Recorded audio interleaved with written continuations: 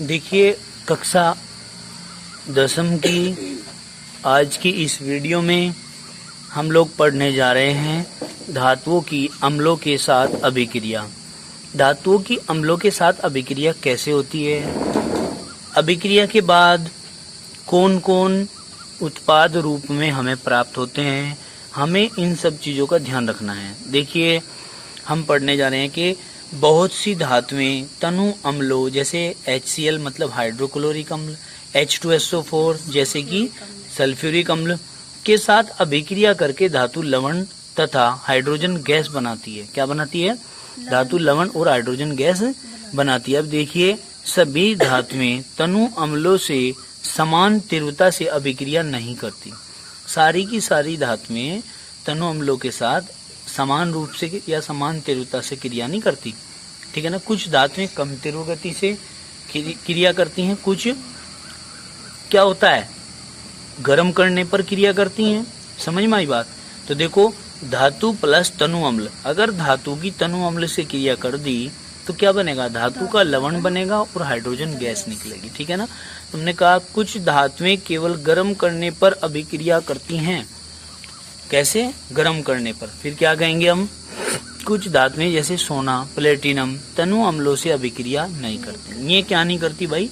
तनु अम्लों से कोई अभिक्रिया नहीं करती हैं, ठीक है। अब देखो यहाँ धातुओं की तनु सल्फ्यूरिक अम्ल से अभिक्रिया, किससे?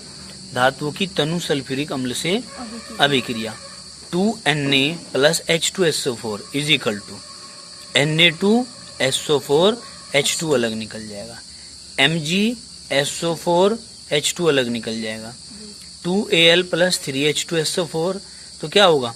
Al2SO4 का होल 3 है ना, ये whole thrice plus 3H2, Zn plus H2SO4 तो क्या हो जाएगा? ZnSO4 plus H2। इसको हम एक बार आपको कॉपी में करके दिखाते हैं ताकि आपको और आसान पड़े। लो बेटे ये कॉपी उठाओ यहाँ से। क्या क्या है देखो, किसकी रिएक्शन करा रहे हैं?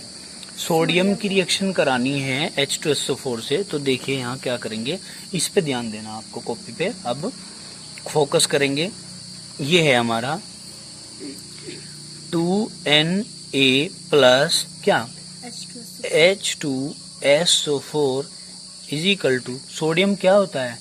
सॉलिड होता है। H2SO4 क्या होता है? H2SO4 एक्वस सॉल्यूशन होता है। ये क्या हो? एक्वस जलीय है ना, या लिक्विड भी कह सकते हो।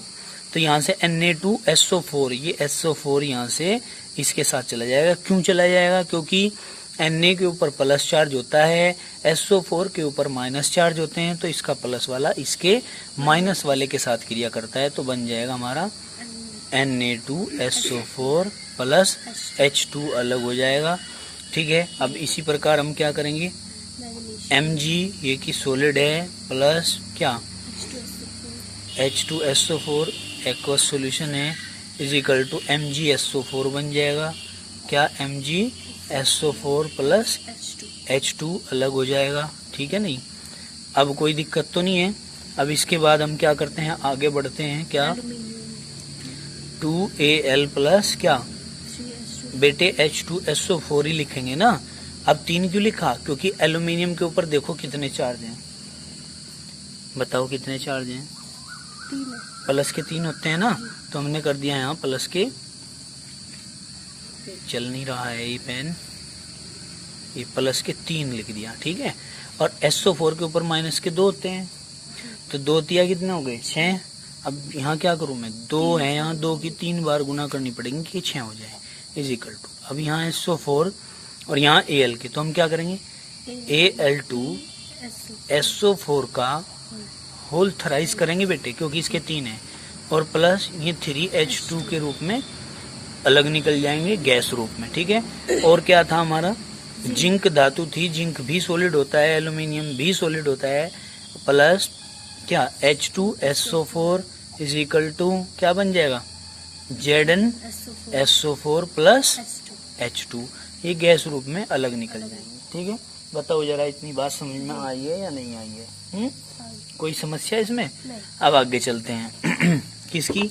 अधातुओं की तनु हाइड्रोक्लोरिक, ये धातु है, धातुओं की तनु हाइड्रोक्लोरिक अम्ल से अभिक्रिया करनी है। किससे? अभी तो हमने H2SO4 से की है। अब अगर हम धातुओं की किसके साथ क्रिया करें? HCl के साथ क्रिया, मतलब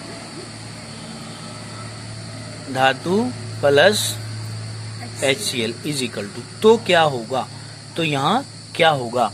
ठीक है, अब क्या होना है? भिन्न भिन्न धातुओं के साथ भिन्न भिन्न प्रकार की रिएक्शन होंगी, वो हम करते हैं।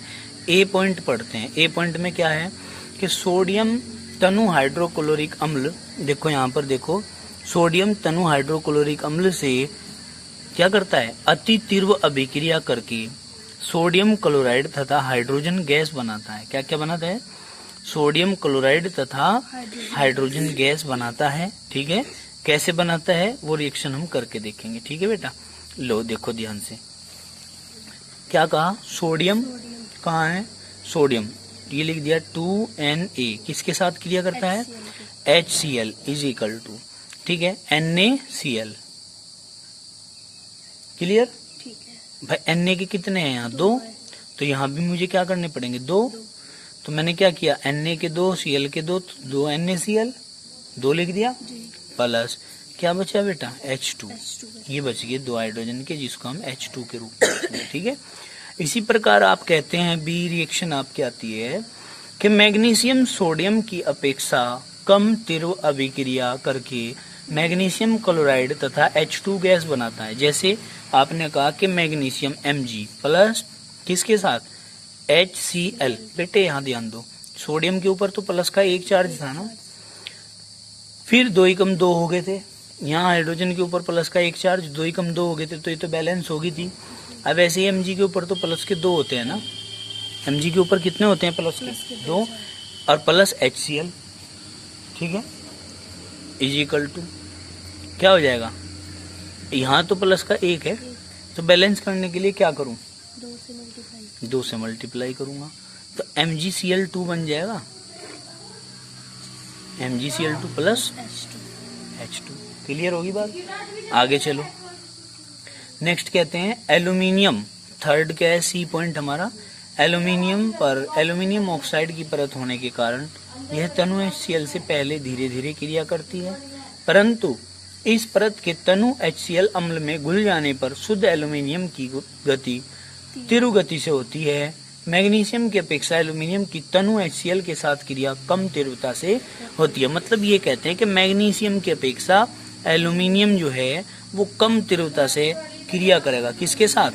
HCl के साथ। अब देखो बेटे, यहाँ ये HCl है, बैलेंसिंग सीख लो थोड़ा सा ना, एक रिएक्शन में समझाते हैं इसमें। भाई H के ऊपर प्लस का 1 चार्ज, एल्यूमिनियम के ऊपर प्लस के 3 चार्ज, तो ऐसी संख्याओं से गुना करिए जिससे कि दोनों के बराबर हो जाएं। अगर हम इसको 3 से गुना करें तो इसके तो पूरे हो जाएंगे, ठीक है ना। अब हमने क्या करा कि ऐसी संख्या ऐसी है कि यदि इसको 2 से गुना कर दें 2 × 6 हो जाएंगे, और इसको 6 से गुना कर दें तो 6 प्लस के इसके हो जाएंगे, यानी कि 6 प्लस के इसके और 6 प्लस के इसके, ठीक है। अब हाइड्रोजन गैस बनानी है ना, इसलिए यदि हम 3 से गुना कर दे तो बेटे H3 तो नहीं होता कुछ भी, H3 निकाल नहीं सकते, तो हमने क्या करना है H2 निकाल लेंगे। तो यहाँ पर Al के कितने हैं 2, तो मैं क्या करूँ 2 कॉमन ले लूँ, 2Al, Cl के कितने हैं 6, Cl3 2 × 6, क्लियर होगी बात। प्लस हाइड्रोजन के कितने हैं 6 है ना, तो मैं क्या कर सकता हूँ 3H2 कर सकता हूँ। ये आपकी हाइड्रोजन गैस बन गई है सारी की सारी रिएक्शंस में, ठीक है। अब बात करते हैं डी पॉइंट। डी पॉइंट हमारा आता है किसका? जिंक का। किसका आता है? जिंक का। इसकी जिंक धातु तनु HCl से क्रिया करके जिंक क्लोराइड, लाओ इसको पढ़ा देते हैं एक बार हम, जो रिएक्शन हमने कराई है। हम कहते हैं कि एक सेकंड सुनो, ठीक है। हमने कहा एल्यूमिनियम पर एल्यूमिनियम ऑक्साइड की परत होने के कारण यह तनु HCl से पहले धीरे धीरे क्रिया करती है। पहले तो धीरे धीरे क्रिया करेगी जब तक इसके ऊपर परत जम रही है ऑक्साइड की। जैसे ही ऑक्साइड की परत खत्म हुई फिर ये तनु HCl में घुल जाने के कारण शुद्ध एल्यूमिनियम प्राप्त हो जाएगी, और शुद्ध एल्यूमिनियम प्राप्त होने पर तीव्रता से क्रिया करनी शुरू कर देगी। लेकिन अगर बात करें मैग्नीशियम की, तो मैग्नीशियम की तुलना में एल्यूमिनियम की तनु HCl के साथ क्रिया कम तीव्रता से होती है, जैसे 2HCl plus 6HCl is equal to, ये तो रिएक्शन मैंने समझा दी तुम्हें, ठीक है ना। 2Al प्लस 6HCl की क्रिया कर रहे हैं तो यहाँ से 6 हाइड्रोजन के 3H2 के रूप में निकल जाएंगे, 2AlCl3 बन जाएगा, 2 तिया 6। अब देखो जिंक धातु तनु HCl से क्रिया करके क्या बनाती है, जिंक क्लोराइड तथा हाइड्रोजन गैस बनाती है। क्या क्या बनाती है, जिंक क्लोराइड और हाइड्रोजन गैस बनाती है। एल्यूमिनियम की अपेक्षा जिंक की क्रिया कम तीव्रता से होती है, जैसे Zn plus 2HCl is equal to ZnCl2 plus H2।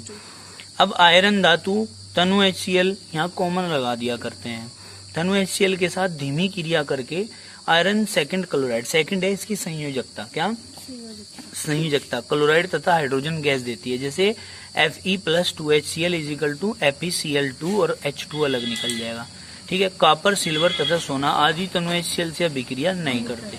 ये जो है कॉपर सिल्वर और सोना ये क्या नहीं करते हैं, हाँ इसके साथ में कोई रिएक्शन नहीं करते हैं। अब इन रिएक्शंस को मैं जो 2 रिएक्शन पर पढ़ाई है बाद में इन्हें एक्सप्लेन कर देता हूँ कैसे।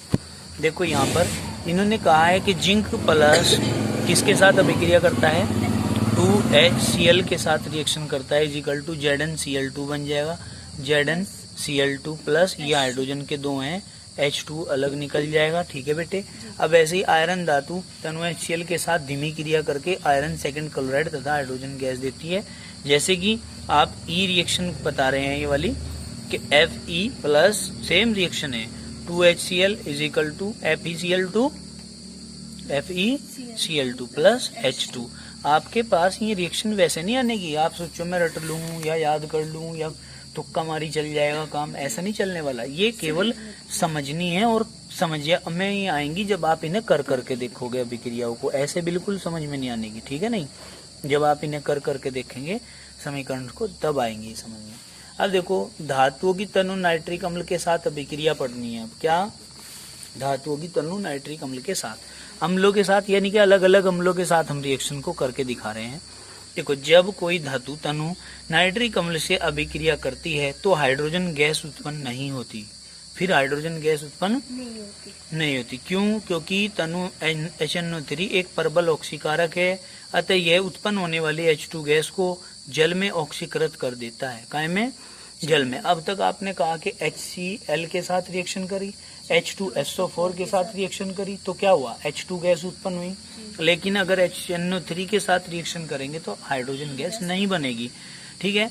हाइड्रोजन गैस को जल में ऑक्सीकृत कर देता है तथा HNO3 स्वयं नाइट्रोजन के ऑक्साइड जैसे N2O, NO तथा NO2 में अपचयित हो जाता है। इनमें क्या हो जाता है भाई, अपचयित हो जाता है। जैसे कैसे हो जाता है अपचयित, अपचयित का मतलब होना टूट जाना, ठीक है ना।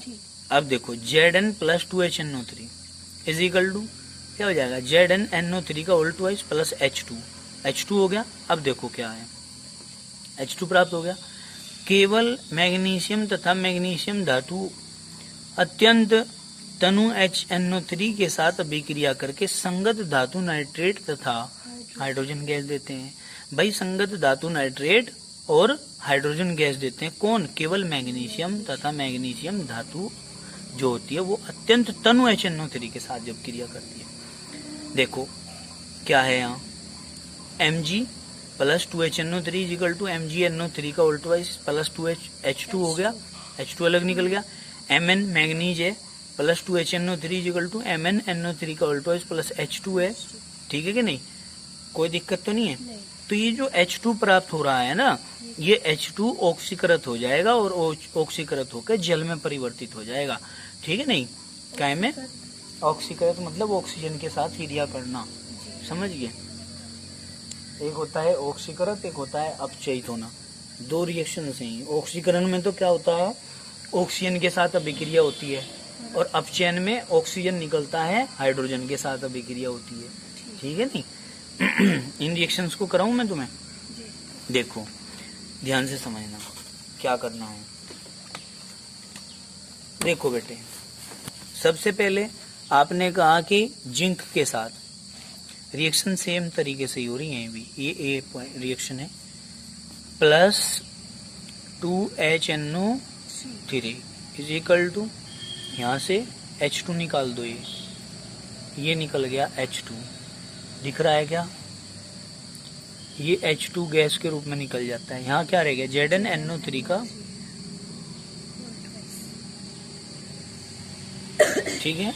अब इसी प्रकार B point Mg plus 2HNO3 is equal to, क्या करेंगे? MgNO3 का 2 है ना, तो क्या करेंगे? MgNO3 का होल ट्वाइस प्लस H2। गर्मी बहुत ज्यादा है बेटे, गर्मी इतनी है कि असहनीय गर्मी है, ठीक है नहीं? और उसके बाद भी तुम्हें पढ़ा रहे हैं, वीडियो बना रहे हैं, समझा रहे हैं, आपके घर तक पहुंचा रहे हैं, तो बेटे इसका आप लोगों को सही सदुपयोग करना है, ठीक है नहीं? अब देखो सी पॉइंट क्या है? Mn manganese plus 2HNO3 is equal to, क्या करेंगे बेटे? MnNO3 का होल ट्वाइस हो जाएगा, NO3 का होल ट्वाइस प्लस H2 जो कि गैस के रूप में निकल जाता है, ठीक है। अब आपके पास आता है अम्लराज या एक्वारेजिया। क्या? अम्लराज या एक्वारेजिया। ये अम्लराज है, अम्लराज इम्पोर्टेंट टॉपिक है, इसको